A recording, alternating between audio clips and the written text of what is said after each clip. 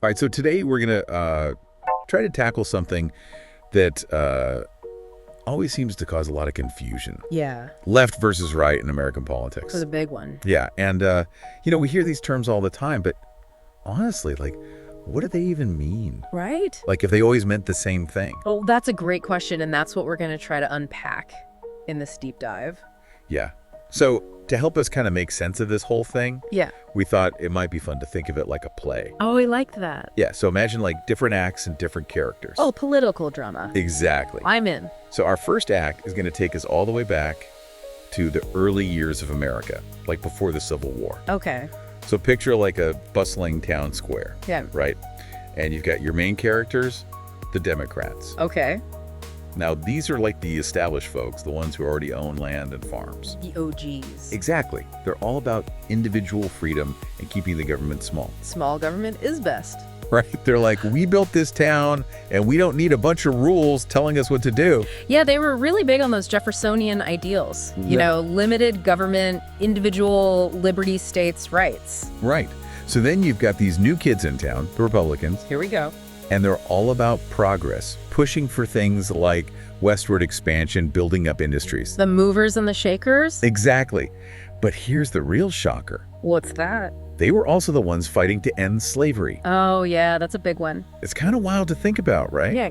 Because today, we often think of Republicans as being more conservative. Right. It's a totally different picture back then. Yeah. They were really seen as the party of radical change. You know, they wanted to abolish slavery, completely reshape society. It was a huge deal. Huge. It really shook things up in our little town square metaphor. It's like a total plot twist. Right. So you've got this clash between the established Democrats who are clinging to their individual freedom and small government, and then these progressive Republicans who are fighting for massive social change.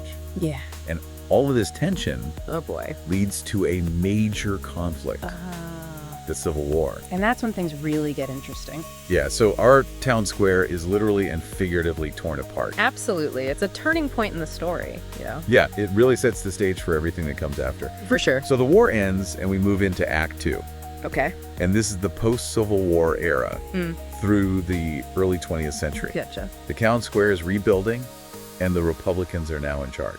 Makes sense. And they're the ones pushing for civil rights, for newly freed slaves, passing important amendments to the Constitution. Right. It seems like they're continuing that progressive streak, right? Yeah, but it's not that simple. Okay. Remember those industrialists we talked about? Well, they become a really powerful force within the Republican Party.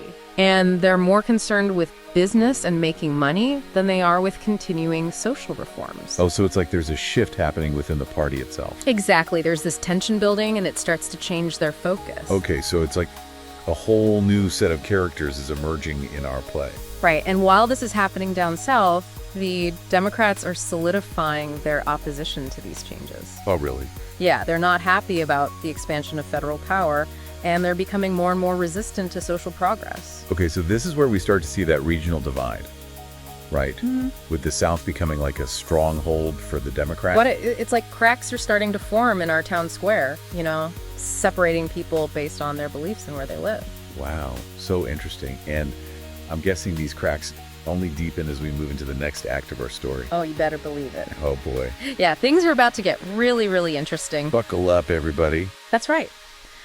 Welcome back. And before the break, we were talking about how those, the Great Depression and the Civil Rights Movement really shook things up in our town. Yeah, like those two big events really started to change the landscape of our little town square. Exactly. And it's like, our town is starting to form two distinct neighborhoods, right? Yeah, and you mentioned that this division just keeps getting stronger as we move into the final act of our story, like the 1980s to the present day. That's right. You know, remember those Southern Democrats who weren't too happy about the whole civil rights movement? Yeah. Well, a lot of them start to feel like they just don't fit in with the Democratic Party anymore. You know, they see the party becoming more liberal, more focused on social issues, and they just don't agree with it. So they start switching sides, joining the Republicans. So it's not just the parties that are changing.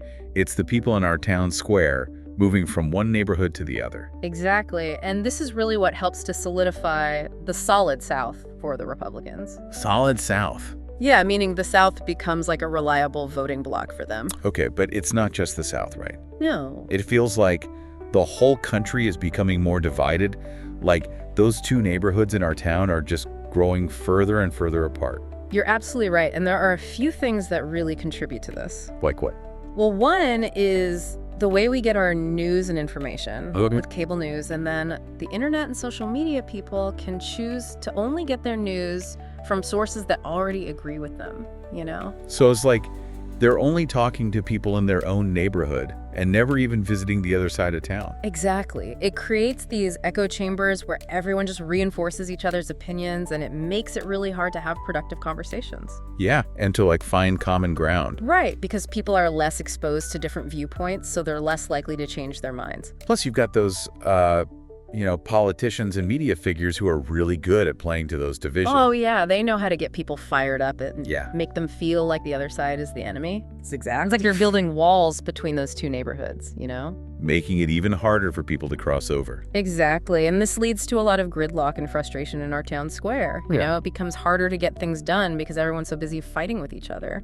So where does that leave us today? Well, Is our town square just destined to be divided forever? that's the big question, isn't it? It's definitely a challenge, but I don't think we should give up hope. No. You know, remember those historical examples we talked about where individuals crossed party lines and political identities shifted? Yeah. Those stories remind us that change is possible. It's like looking at those old photographs of our town square when everyone was hanging out together. You know? Right. It makes you think that maybe we can get back to that kind of unity. I think so too. But to do that, we need to be willing to take a look at ourselves. What do you mean? Are we really open to hearing different perspectives? Mm. Or are we just surrounding ourselves with people who think exactly like we do? Yeah. Those are tough questions to ask ourselves. They are, but they're important ones if we want to bridge the divide. That's like we need to step outside our comfort zones Exactly. and go visit that other neighborhood. You got it, not to argue or fight, but to listen and learn. To remember that even though we might have different opinions, we all still live in the same town. Right, we all want what's best for our community, even if we don't always agree on how to get there. So maybe by having those tough conversations, by breaking down those walls, we can start to rebuild our town square I hope so. into a place where everyone feels welcome and heard. That's the dream. A town square where we can celebrate our different ideas and work together to find solutions that benefit everyone. That's the town I want to live in. Me too. Yeah.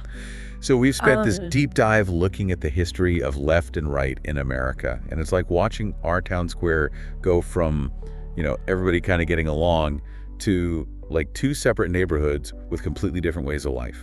Yeah, it really shows how parties change, how people change their minds, and even like how the issues that define left and right, they change too. It's been wild. And it feels like things are super divided now. So like what happens next? Yeah, what do we do with all this? Can we fix those cracks in our town square? Or are we like stuck with this divided landscape? I mean, it's definitely not easy, right? But I don't think we should just give up. Okay, good. Like, remember those stories we talked about of people switching sides, crossing those party lines? Yeah. Those show us that things can change. It's like looking at those old photos of our town square and everyone's hanging out together, no matter what neighborhood they're from. Exactly. It gives you this feeling like maybe we can get back to that. Yeah, but how? Well, I think we got to start by taking a look at ourselves. Oh boy, here we go. But really, are we only listening to people who agree with us?